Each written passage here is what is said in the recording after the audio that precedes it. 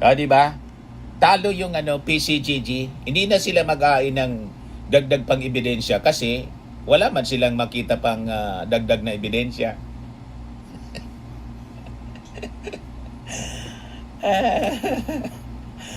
O di ba? O ngayon, yung sinasabi nilang na-recover nila na mga yaman, ang tanong, nasaan na ngayon? Yan ang sinasabi natin. Tama si Imelda Marcos. Hindi niya kami nagnakaw. Kami ang pinagnakawan. Ang daming ni-recover nila, sinikwester ng PCGG. Hindi na matagpuan kung nasaan na. Binagati-atian na siguro.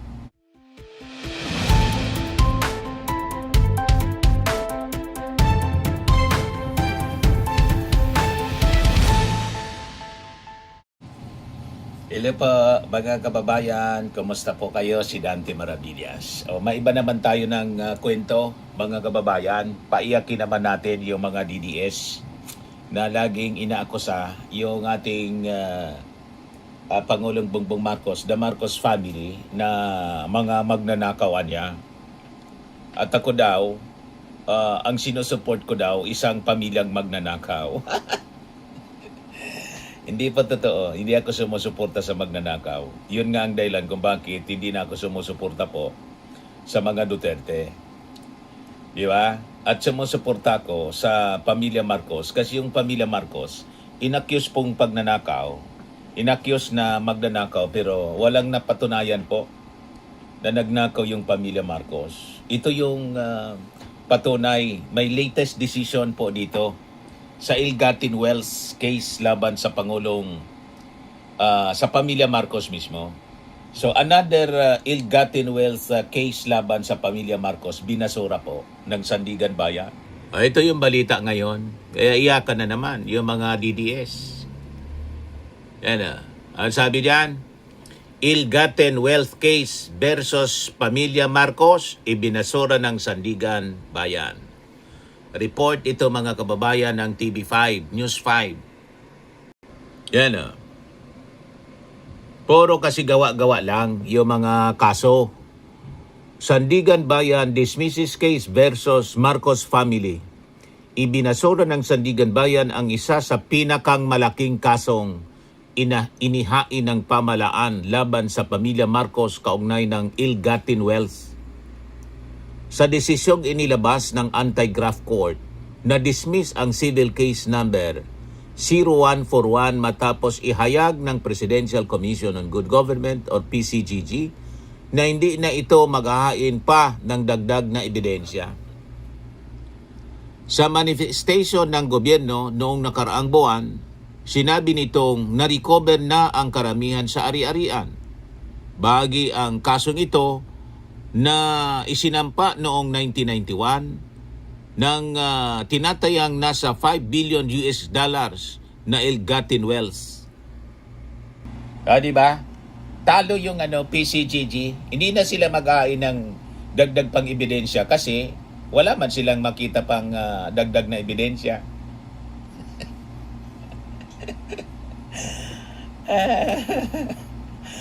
O di ba? O ngayon, yung sinasabi nilang na-recover nila na mga yaman, ang tanong, nasaan na ngayon? Yan ang sinasabi natin. Tama si Imelda Marcos. Hindi niya kami nagnakaw. Kami ang pinagnakawan. Ang daming ni-recover nila, sinikwester ng PCGG. Hindi na matagpuan kung nasaan na. Binagati-atian na siguro ng mga previous officials, ng mga previous administrations at ng mga opisyal ng PCGG. Sabi ni Imelda Marcos, hindi kami nagnakaw. Kami yung pinagnakawan. Sabi ng matandang Marcos, tatay ng ating Pangulong, Ferdinand Marcos Jr., si Marcos Sr., I have many sins. Marami ako niyang naging kasalanan, but stealing is not one of them. Yung pagnanakawan niya ay hindi kasama sa mga naging kasalanan ko. Sabi ko nga, baka nag-chicks din. Siyempre, may itsura sikat, matalino. Baka nag-chicks din. Kung ano-ano pang mga Pero yung pagnakaw po, hindi kailangan magnakaw yung pamilya Marcos kasi yung gold nga nila, $1 trillion. Panoorin ninyo si Karen Hudes, The Marcos Gold. Yung gold niya ng Central Bank, Marcos Gold yan. Sabi ni Karen Hudes mismo, walang ninanakaw ang pamilya Marcos. Kayo lang yung naniniwala na ganon. And based sa mga kaso na final sa kanila at sila pag kinasuhan ng pagnanakaw, pandarambong, ilgaten, hindi sila tumatakbo. Kaya walang nakulong po sa pamilya Marcos. Ni isa sa kanila walang nakulong kasi wala man pong napatunayan. The trial of the century sa New York, mga kababayan, si Imelda acquitted po. Yung tinaguriang trial of the century. They face the music. Ganon ang ugali ng Marcos. Hindi tumatakas. Kahit yung Romualdez, kaya itong mga sinasabit si Martin Romualdez, mga kababayan, sa insertions, malabo. Yung tatay ni, kapatid ni Imelda, Kokoy Romualdez, tatay ni Speaker Martin, kasama sa kinasuhan po sa Ilgaten. Napatunayan, si mga kaso na sinabit si Kokoy Romualdez kasama sa ibinasura. Ito, isa lang ito. Mga kababayan, sa mga pinakang malaki, 938 cases yan. Imagine, 938 cases. Kaya mga nagsasabing na Marcos magnanakaw, magpakita kayong ebidensya kasi yung PCGG, wala nang makitang ebidensya. Kaya dinismiss yung kaso. Wala na niya kaming maidadagdag na ebidensya. Saan man sila kukuha ng dagdag na ebidensya kasi wala mang ebidensya? Nanakaw. Nagets na ninyo, mga kababayan? Puro lang kayo kwento eh. Puro kwentong kutsero, mga kababayan. Yung interview ni Mel Chanco kay Imelda Marcos, 170 pakinggan ninyo to. Documents of the trial of the century. Here. Dito niya yung 170 banks that Marcos deposited money. 170 banks. Na hindi nga mabasa ni Mel Chanco kung gaano kalaki yung yaman. Magkano niya ito? 240 million. Hindi niya, sabi ni Imelda. 240 billion US dollars. 170 banks. Punong-puno yung isang kwarto sa bahay nila, sa mansion nila ng mga documents, original, bill of ladings, mga kababayan. Kaya sabi po ni sabi ni yung saang dating daan, yung pastor, si Eli Soriano, kung nagnakawan niya si Marcos, that is very impossible kasi yung yaman na hinahabol ng gobyerno, hindi mag 1/4, mga kababayan, yung budget ng Pilipinas in 20 years. 20 years, hindi mag 1/4 pa sa hinahabol na yaman. So kung nakaw, di sana hindi na nag-operate yung gobyerno. Walang project na pinagawa yung Marcos during his time sa 20 years niyang panunungkulan kasi ninakaw na lahat. Pero ang dami ni Marcos Sr. na napagawa ng mga projects. Bakit ganun? Di ba? Pakinggan ninyo si Mel Chanco.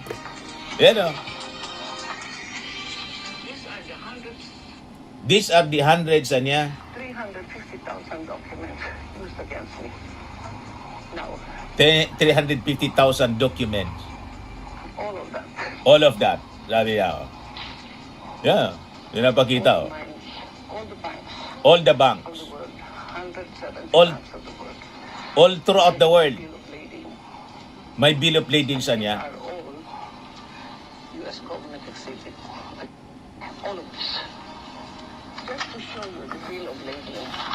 Pinakita. $240 million.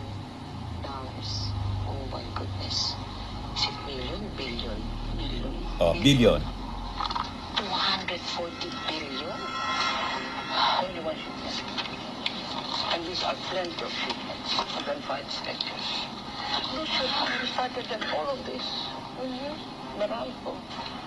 Pati Meralco sa kanila. There's the Greenfields, Alabang. That's all ours. I was Green Hills, Alabang, amin na a niya yan. satellite city for the poor. So, we are not the thieves. These are the people. Mrs. Marcos, if we go by all of these, you are rich beyond compare. No, this is... You are rich beyond compare. If we go, with all of this, itong yaman na to na pinakita mo lahat med dokumentaryo, napakayaman mo. You are rich beyond compare. Hindi mabasa ni Mel Chanco yung figures to, what is this anya? 240 million? No. Billion. 240 billion US dollars. One document. One bank account. 170 banks all throughout the world. Naintindihan na ninyo? Mga gonggong na mga DDS, puro kayo kasi ignorante. Ito yung ang ebidensya, mga kababayan. Binasura ng Sandigan Bayan yung tinatawag na ill-gotten wealth case laban sa pamilya Marcos. Ibig sabihin, hindi ill-gotten. Inakusa silang ill-gotten. Illegal na pagkamal ng yaman, hindi illegal. Walang illegal sa yaman ng Marcos. Puro legal, mga kababayan. At magpasalamat na lang tayo kasi yung gold ng Bangko Sentral, Marcos Gold yun, hindi kinukuha ng ating Pangulo. Pinapagamit. So, naintindihan na ninyo, mga pulpol na mga DDS. Yung ating Pangulo po, trabaho lang siya ng trabaho. Ngayon nga po, nakita ko yung ating Pangulo, binisita niya yung pinagawa niyang building sa Visayas Law School at in-invite siya mga kababayan sa inauguration at naging commencement speaker siya. So yung ating Pangulo, hindi abogado, commencement speaker siya sa College of Law. Si Sara na abogado sa kinder at high school lang. Ini-invite na magiging speaker. Buti pa si Sandro sa university.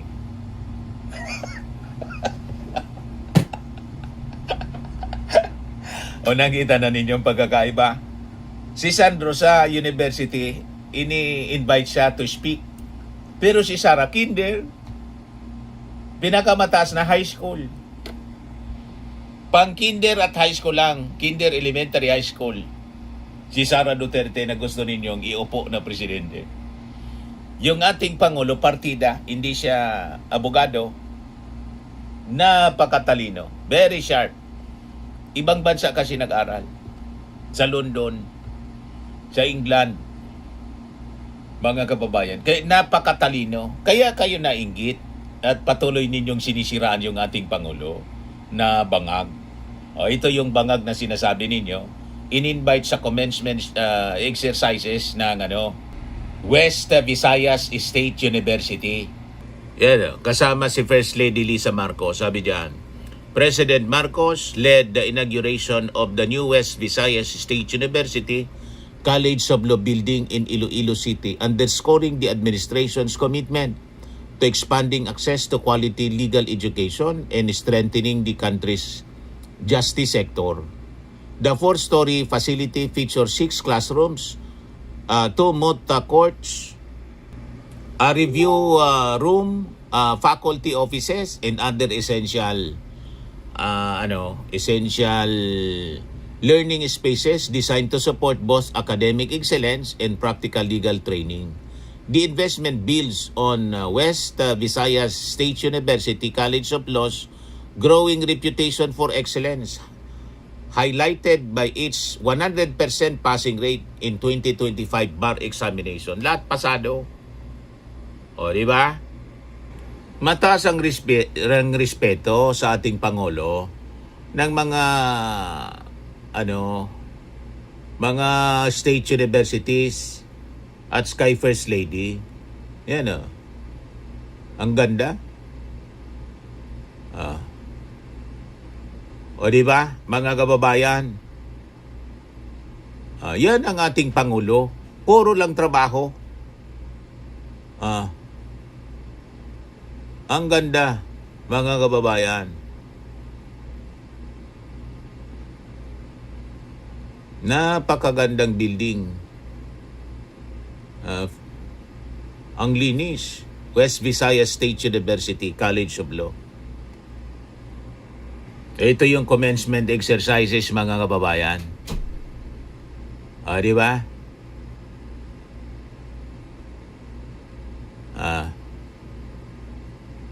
Sige lang ang trabaho. Amang yung kabilang kampo, sige ang Pangulo, gustong agawin yung Palasyo Malacanang. Lulusubin daw sa Independence Day yung palasyo para iupo na si Sara. Very selfish, mga kababayan. Gustong agawin doon sa nagtatrabaho. Ang iupo, yung hindi man po nagtatrabaho, sige lang ang bakasyon, sige lang ang world tour. Pakinggan natin yung mensahe ng ating Pangulo sa mga graduate po dito sa West Visayas State University. Third commencement exercises po, College of Law. To the West Visayas State University President, President Joselito Villaruz, please. The Commission on Higher Education Chairperson, Shirley Agrupis, Vice President for Academic Affairs, Maria Asuncion Christine Diquilla, Legal Education Board Chairperson, Jason Barlis, West Visayas State University College of Law, Dean Ian Thomas Besana. I am now at the quandary how to introduce the next. Do I introduce you as the Professor Doctor, or do I introduce you as the First Lady, Luis Araneta Marcos? To our graduates, Batch Dakub, and their loved ones, distinguished guests, ladies and gentlemen, a good day to you all, especially to our 24 graduates and aspiring lawyers. 100% passing, lahat pasado. Today, we gather to celebrate an achievement that you earned through years of hard work, Sa bar, discipline, and sacrifice. ito, magte-take And naman ito perhaps ng there is no panibagong more bar, fitting siyempre. place for this Kagagraduate occasion lang. than Iloilo City, or what we fondly call the City of Love. There is meaning in that title, especially for those who have chosen the study and practice of law. For while the law demands firmness, rigor, and objectivity, justice must never lose sight of its humanity. It must always carry compassion, fairness, and respect for human dignity. The legal profession has always been part of my life. My father, President Ferdinand Marcos Sr., was a lawyer. My wife is also one, as you all know very well. She has had the privilege of teaching in your institution and guiding many of you through your legal education. In fact, I have heard enough stories about recitations, classroom debates, and examinations to know exactly how much hard work was required for you to be here today. And despite this alleged aversion to the Socratic method, you have clearly survived law school. My confidence in this graduating class is stronger than most because the First Lady believes in you.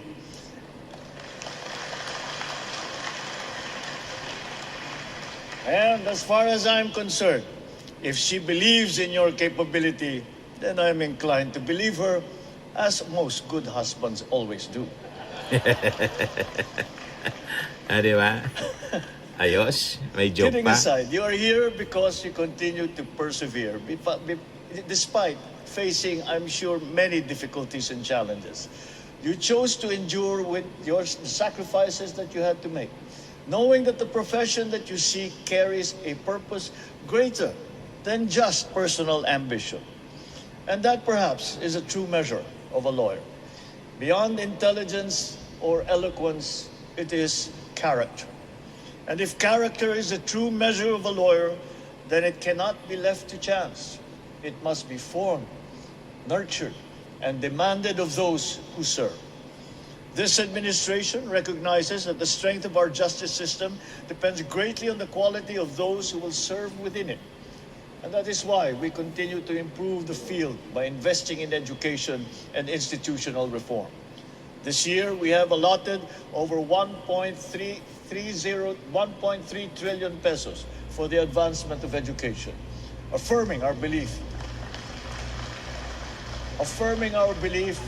that the progress of our nation begins with the empowerment of its people.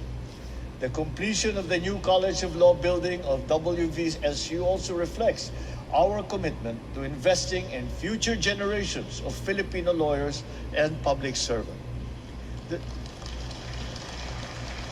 Designed to support both academic excellence and practical training, the 4-story building houses 6 classrooms with a capacity of 40 students each, a dedicated review room, 2 moot courts, offices, and other essential facilities.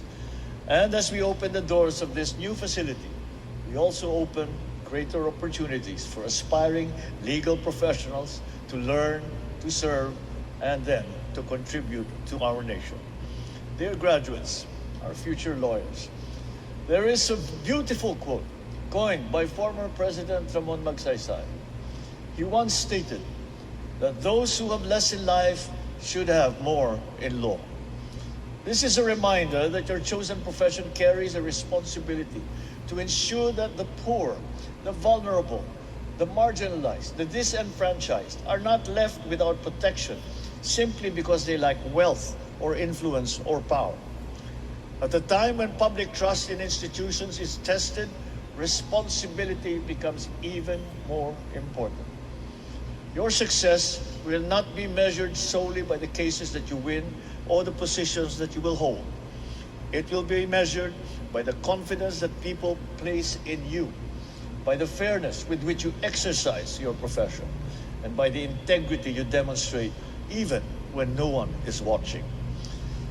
As you face a new chapter, I hope you will stay steadfast in the principles that brought you to this calling.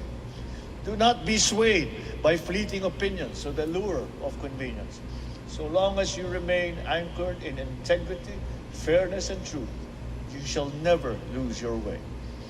May you always choose principle over convenience, truth over falsehood, and service over self-interest. May you use your expertise to help build a nation worthy of the aspirations of our people. We cannot wait to see the day when the profession welcomes you as members of the Philippine Bar. In this endeavor, know that your families, your friends, professors, and the whole nation are rooting for you.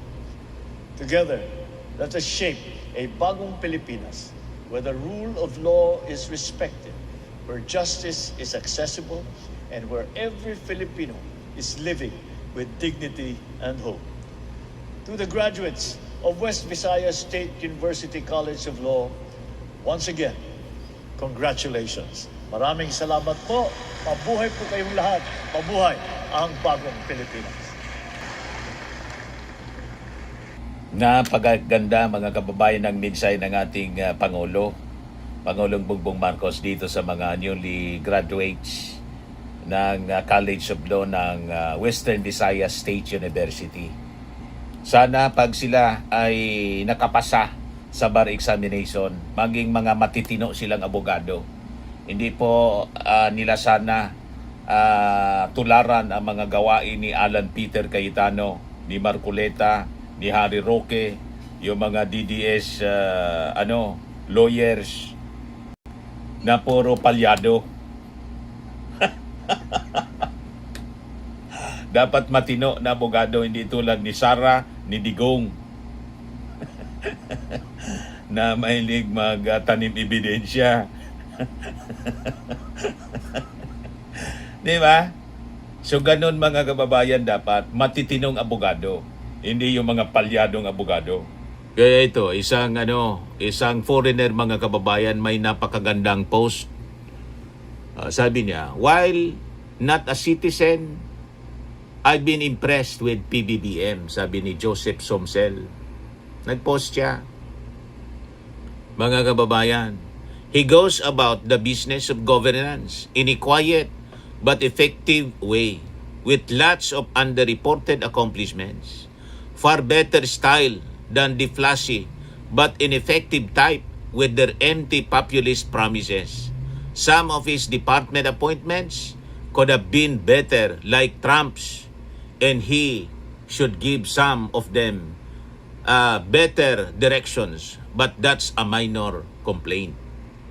Sabi ni Tia Tan, 100% agree. The constant political circus completely drowns out PBBM's accomplishments. Itong ginagawa natin mga kababayan, ipinapaabot ko sa inyo itong mga magagandang ginagawa ng ating Pangulo, ng ating administrasyon, kasi nilulunod po sa mga kwentong kawalangyaan, lalo itong kawalangyaan na ginagawa sa Senado para i-divert yung attention ng mga tao doon sa impeachment trial ni Sara Duterte. Di ba? Yun na lang lagi ang nababasa natin sa mga dyaryo. Yun na lang lagi pinag-usapan, diskusyon sa social media. Pero yung mga magagandang ginagawa ng ating Pangulo, wala na, natakpan na ng mga kontrobersy. So, importante sa atin, mga kababayan, bilang isang responsible journalist, na ibigay sa inyo, obligasyon namin ibigay sa inyo ang mga tama na impormasyon na papakinabangan po natin. Ito na nga po, binibigay ko po sa inyo. Kaya yung ating pakiusap sa inyo mga kababayan, lalo yung mga Marcos supporters, ang ganitong mga kwento po, pakitulungan ninyo ako na mai-share. I-share ninyo po sa inyong mga kakilala, mga kaibigan. Okay po? Yan man lang mga kababayan, maraming salamat. Sa mga naghanap ng malinis and spacious fitness gym, pumunta lang po kayo sa aming Colossal Fitness Gym. We also offer Grab Car Rental with our brand new 2023 model ng Toyota Innova. We also accept booking for those who are planning to travel via PAL, Cebu Pacific, and other airline companies, local and international, and bills payment for Meralco Bills, PLDT, Aleco Bills, etc. Ang Colossal Fitness Gym is located at 3rd floor Security Bank Building, Landco Business Park, Legazpi City, Albay. For inquiries, look for Chilon Maravillas. Contact number 0966-802-0949. Yan yung aming Innova. Lagi na pong matao sa amin. Pati mga foreigners po, tingnan ninyo. Mga British tourists sila. Ang lalaki ng katawan na, mga kababayan, nag-gym sa amin. Ito naman po, Indian National. Ito mga mga European sila. Ito naman yung bago naming product na binibenta online, Eye Glow Serum. Whitening po siya galing sa South Korea. Tingnan ninyo yung epekto sa aking anak na architect entrepreneur, Riz Maravillas. For inquiries, look for Riz Maravillas on FB. Ito naman po, Fairmax Firming and Lifting Cream. Pinapahid po sa mga pulses in other affected area. Mainam po ito sa mga pains at paninigas ng mga kaso-kasuan. Ito po, Automax Radiant Serum. Sa mukha naman yung application. Anti-aging po siya. You will look 10 years younger than your age. Ito naman po yung bagong product naming binibenta online. I am a worldwide amazing pure organic barley powder drink mix from Australia. Mainam po ito sa cancer patients. Tingnan ninyo itong si Yoli Tan, isang ovarian cancer survivor. Sabi niya po, barley did not just save my life. It gave me a new life. In 2019, Julie faced the fight of her life. Through surgery and harsh chemotherapy, I am worldwide amazing pure organic barley became her source of strength. It boosted her immune system when she needed it most and gave her the energy to keep going. 100% organic siya, immune system booster, trusted by survivors. For your inquiries and orders, dumiretso na lang po kayo sa aking anak na architect entrepreneur, Riz Maravillas. Sa mga mahilig naman po sa mga imported bags and wallets, dumiretso na lang kayo kay Ma'am Eileen Rosales. Eileen Closet. Nakabase siya po sa Amerika. Yan yung kanyang live selling, mga kababayan, every Sunday o bukas ng gabi, 7 o'clock in the evening, Philippine time. Pwede kayong mag-order sa kanya ng direkta.